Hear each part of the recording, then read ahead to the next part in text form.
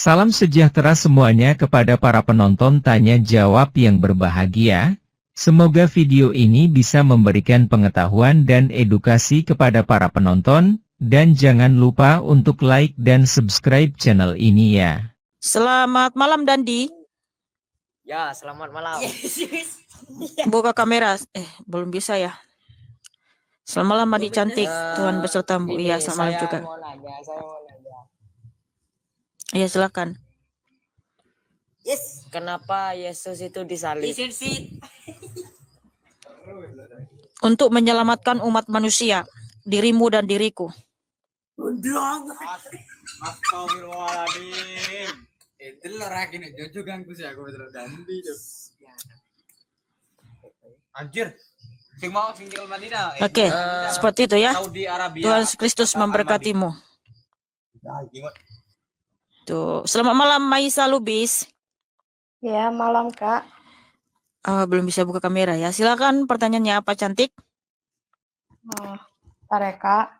Bentar.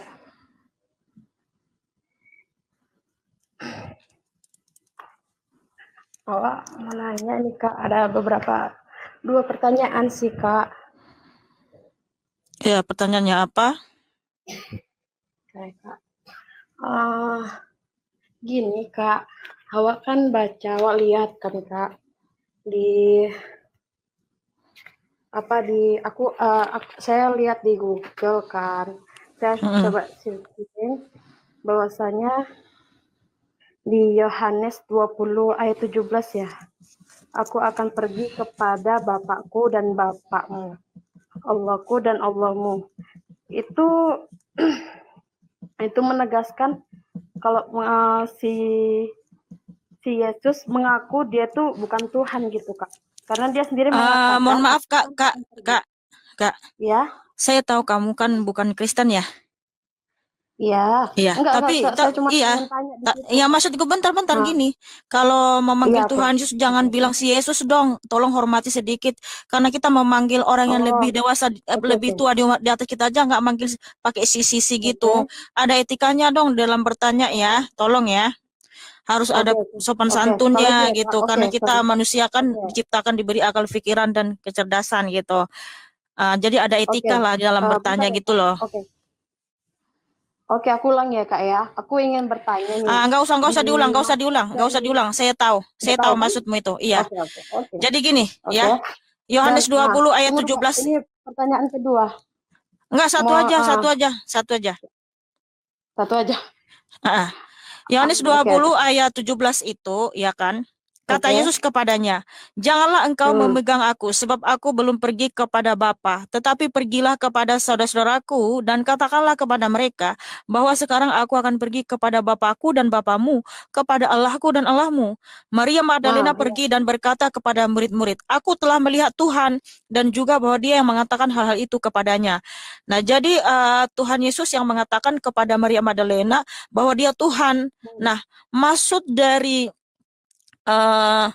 Tuhan Yesus, aku akan kembali kepada Bapa, karena memang dia akan kembali kepada hakikatnya yang semula, di mana dia adalah Bapa itu sendiri ya, Allah itu sendiri. Karena sebelumnya kan Tuhan Yesus datang nih berkenosis di Filipi 2 ayat 8-10, di situ firman Tuhan tertulis, yang walaupun dalam rupa Allah, dia tidak menganggap kesetaraan sebagai milik yang harus dipertahankan, melainkan dia telah mengosongkan diri dan telah datang ke dunia ya, menjadi manusia. Nah, ketika dia mengosongkan diri, dia akan datang menjadi manusia itu. Nah, setelah misinya selesai di bumi selama 33 tahun, dia mau kembali ke surga, dia mau kembali kepada hakikatnya yang adalah Allah itu cantik. Sehingga ada firman Tuhan tertulis, ya, bentar ya, duduk di sebelah. Ini ayatnya komparasi dengan Yohanes 20.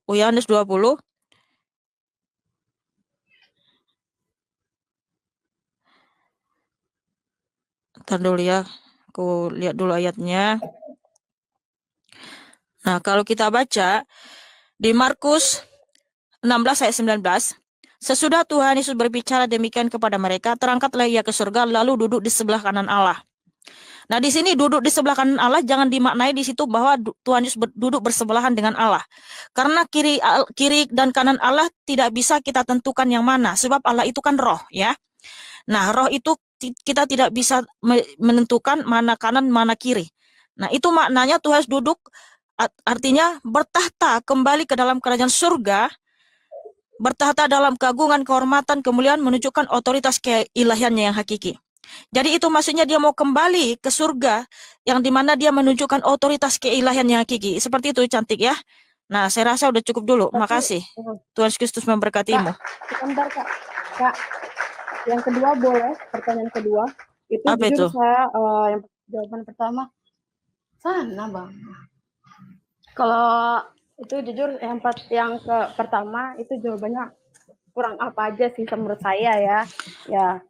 Mohon Saya maaf lanjut ke kalau pertanyaan begitu kedua aja ya Kak ya. gini aja. Terus Kamu nah, apa itu? karena ini gini, terus yang pertanyaan kedua itu kan ada istilah tradisi sunat atau khitan kan Kak.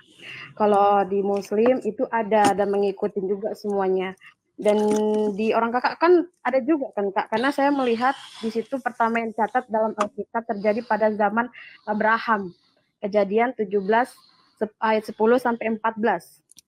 Inilah perjanjianku yang harus kamu pegang, perjanjian antara aku dan kamu serta keturunanmu, yaitu setiap laki-laki di antara kulit khatanmu, dan itulah akan menjadi tanda perjanjian antara aku dan kamu.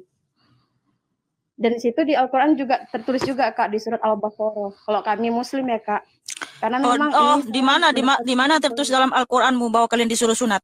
Mana ayatnya? ada di surat Mana? Al-Baqarah ya. Bacakan ayatnya. Ada ya,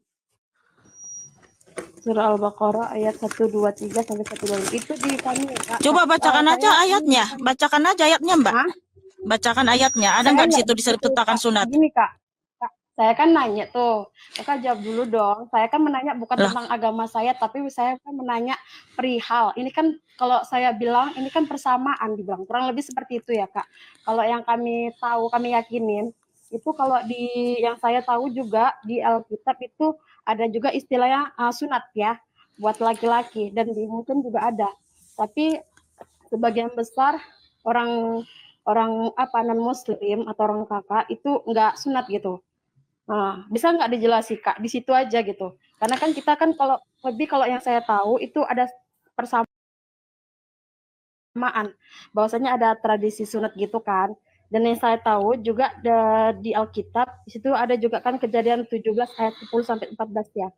Di situ. Tapi kenapa orang Kakak tuh jarang bisa dibilang orang Kakak tidak melakukan itu gitu. Kebanyakan ya yang saya tahu. Tadi Sedangkan kan kami Muslim, kami melakukan itu gitu. Sunat. Udah ngomongnya belum? Masih lagi? Udah. Mbak, Udah. tadi kan Mbak bertanya tentang sunat, lalu Mbak komparkan ke kitab atau Al-Quran Anda mengenai sunat, di mana Anda bilang ya mengutip Kejadian 17, lalu mengkompar ke kitab Anda di Al-Baqarah, kami juga disuruh sunat. Nah, di mana di situ diperintahkan kalian sunat? Kan saya bertanya, di mana di situ diperintahkan kalian sunat? Kalau memang kamu dengan begitu yakin, begitu yakin kamu tadi menyebutkan, kami juga sama dengan kitab kami diperintahkan sunat di surat Al-Baqarah, kamu bilang gitu. Makanya saya tanya kembali, di mana di situ diperintahkan kalian sunat seperti yang tertulis di Kejadian pasal 17? Saya gitu kan nggak fair gitu. Kalau Kakak tanya, Kakak belum jawab terus kembali tanya, kan nggak fair. Nggak, maksud saya di sini Kak, maksud saya di sini kan kalau tradisi kami seorang Muslim itu laki-laki wajib sunat. Ya, tunjukkan saja ayatnya di mana kalian diperintahkan sunat di dalam kitab Anda. Enggak, jujur aku pun enggak palaku lihat di Al-Quran, cuman kami memang mempunyai tradisi. Tadi kan kamu membawa dalilnya dengan begitu yakin, dalil, disuruh baca. Nah, terus apa dong? Itu yang aku baca